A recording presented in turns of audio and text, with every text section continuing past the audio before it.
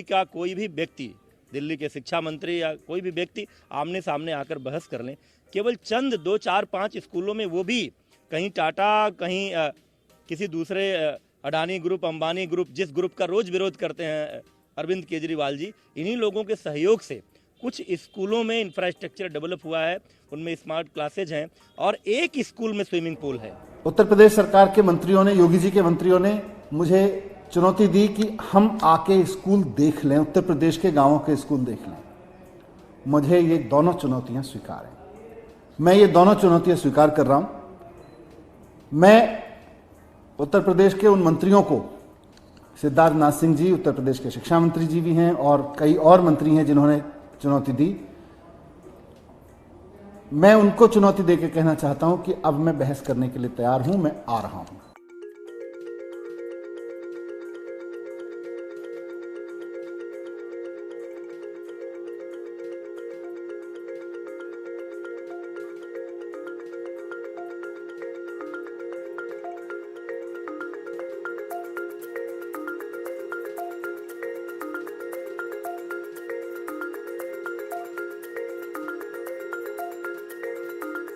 दिल्ली के स्कूलों को लेकर और दिल्ली के अस्पतालों को लेकर के जो ढकोसला अरविंद केजरीवाल और उनकी सरकार करती है, उत्तर प्रदेश की योगी सरकार ढकोसले पर विश्वास नहीं करती। पूरी दिल्ली में कक्षा 1 से लेकर 12 तक के सारे सरकारी स्कूलों की संख्या 1024 है और हमारे उत्तर प्रदेश का जो सबसे छोटे से छोटा भी जनपद होगा, उसमें केवल कक्षा 1 से 8 के स्कूलों की संख्या भी 2000 से कम नहीं है।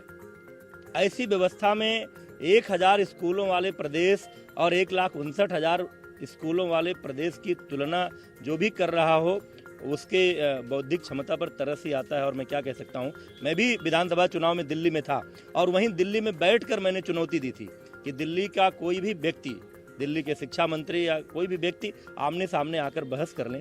केवल चंद 2, 4, 5 स्कूलों में, वो भी कहीं टाटा, कहीं किसी दूसरे अडानी ग्रुप, अंबानी ग्रुप, जिस ग्रुप का रोज विरोध करते हैं अरविंद केजरीवाल जी, इन्हीं लोगों के सहयोग से कुछ स्कूलों में इंफ्रास्ट्रक्चर डेवलप हुआ है। उनमें स्मार्ट क्लासेज हैं और एक स्कूल में स्विमिंग पूल है। लेकिन दिल्ली सरकार का सारा बजट विज्ञापन कर खर्च होता है, इसलिए पूरे देश को ऐसा बताते हैं जैसे दिल्ली के सभी स्कूलों में स्विमिंग पूल हो। मैं अरविंद केजरीवाल जी को और उनके शिक्षा मंत्री माननीय उप मुख्यमंत्री आदरणीय मनीष सिसोदिया जी को भी, दोनों को आमंत्रण देता हूँ, आएँ, हमारे साथ चलें या अकेले जाएं, उत्तर प्रदेश के स्कूलों का भ्रमण करें तो उनकी आंखें खुल जाएंगी। और आए, इस मुद्दे को लेकर ही उत्तर प्रदेश की राजनीति में भी पांव पसारने की कोशिश कर रहे हैं। आए, इसी मुद्दे को लेकर राजनीति कर लेते हैं।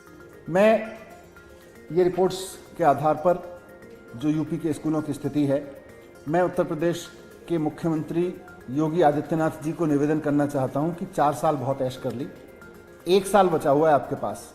या तो आप उत्तर प्रदेश के स्कूलों की हालत ठीक कर दीजिए, उनकी इस तस्वीर को बदल दीजिए, नहीं तो 1 साल बाद जनता उत्तर प्रदेश की राजनीति बदल देगी और 1 साल बाद वहां आम आदमी पार्टी की सरकार बनेगी तो सरकार सरकारी स्कूलों को ठीक करके दिखाएगी। ये मैं आज आपको कहना चाहता हूं। कल जब मुख्यमंत्री अरविंद केजरीवाल जी ने उत्तर प्रदेश में चुनाव लड़ने का ऐलान किया, विधानसभा चुनाव लड़ने का ऐलान किया, तो उत्तर प्रदेश सरकार के कई मंत्री अचानक सामने आए। अच्छी बात है कि उन्होंने स्कूल कॉलेजेस के बारे में बात की, उन्होंने अस्पतालों के बारे में बात की। पहली बार उनके मुंह से स्कूल शब्द सुनना अच्छा लगा, स्कूल की बात सुनना अच्छा लगा। उन्होंने बहस की चुनौती दी। उन्होंने कहा कि हम दिल्ली के स्कूल मॉडल पर बहस करने को तैयार हैं। दिल्ली का स्कूल मॉडल बनाम उत्तर प्रदेश का स्कूल मॉडल, इस पे बहस करने को तैयार हैं। उन्होंने उत्तर प्रदेश सरकार के मंत्रियों ने, योगी जी के मंत्रियों ने मुझे चुनौती दी कि हम आके स्कूल देख लें, उत्तर प्रदेश के गांवों के स्कूल देख लें। मुझे ये दोनों चुनौतियां स्वीकार हैं।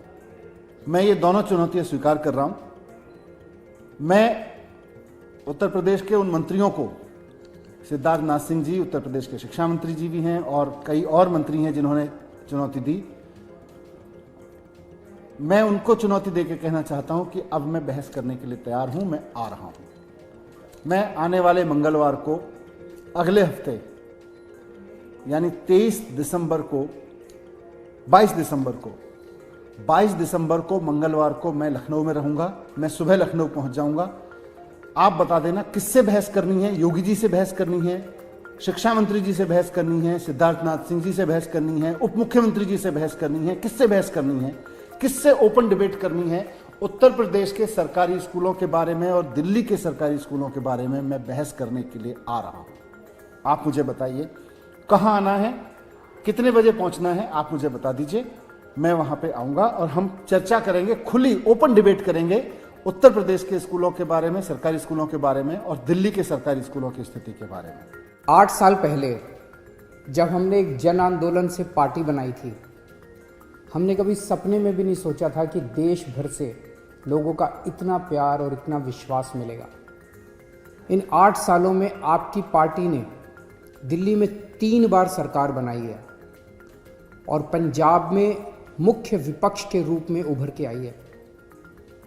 लेकिन आज मैं एक बहुत महत्वपूर्ण ऐलान करने जा रहा हूं।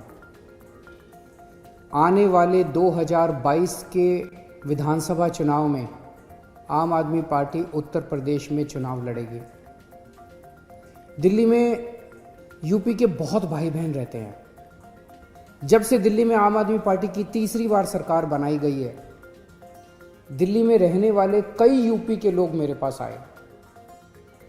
यूपी से भी बहुत सारे लोग और बहुत सारे संगठन मेरे पास आ रहे हैं और कह रहे हैं जी आम आदमी पार्टी को यूपी का चुनाव लड़ना चाहिए।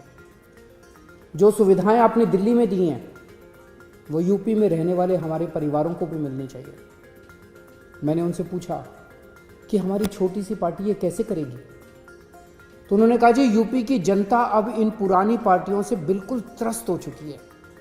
यूपी के लोग ही आगे आएंगे, आम आदमी पार्टी के साथ जुड़ेंगे और यूपी को अपनी जागीर समझने वाले इन बड़े बड़े नेताओं को हराएंगे। यूपी में हर पार्टी की सरकार आई, लेकिन अपने घर भरने के सिवा किसी ने यूपी के लिए कुछ नहीं किया।